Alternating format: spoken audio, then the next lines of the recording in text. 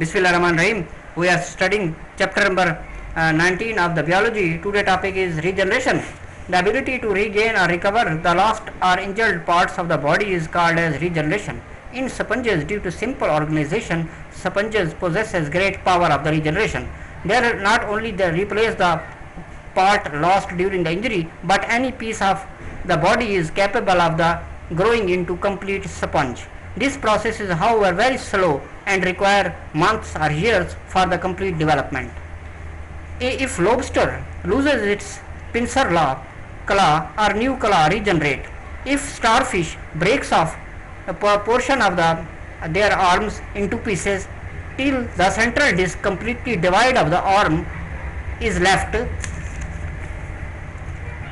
the central disc is almost in all cases, and also the arms in some cases are capable of developing into the separate individuals. If the head of the earthworm is removed, a new head regenerate.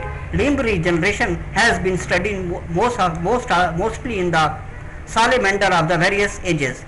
In these forms, the limbs are readily regenerated throughout the life, more rapidly when the amphibian is young and small. Beside limbs, other parts of the body also have considerable regeneration capacity.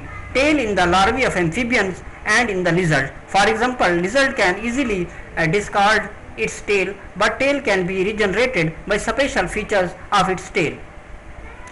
Healing of the fracture and repair of the skin wounds are some other examples of regeneration. In plants, regeneration is the basis of plant propagation. Almost any parts or even very small fragment of the plant, piece of stem, leaf, or even a single tissue cell may develop into the full plant. A part of the stem with a few leaves may be taken from the many kinds of the plants and when planted in the soil form a complete plant.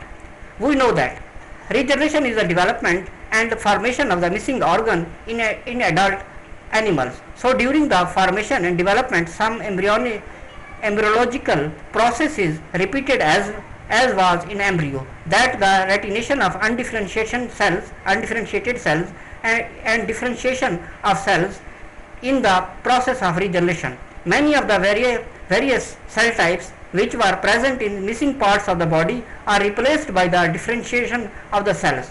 In the flatworms or planaria, the unspecialized cells, neoblast, which are always present in the body of the adult, are mobilized and migrate to the site of amputation, where they differentiate into the specialized cell type. But in other organisms like salamander, newts, and some of the specialized tissue cell types in the stem of the amputated limb apparently differentiate, becomes less specialized, and then processed to the differentiate into the same and probably different type of the cells.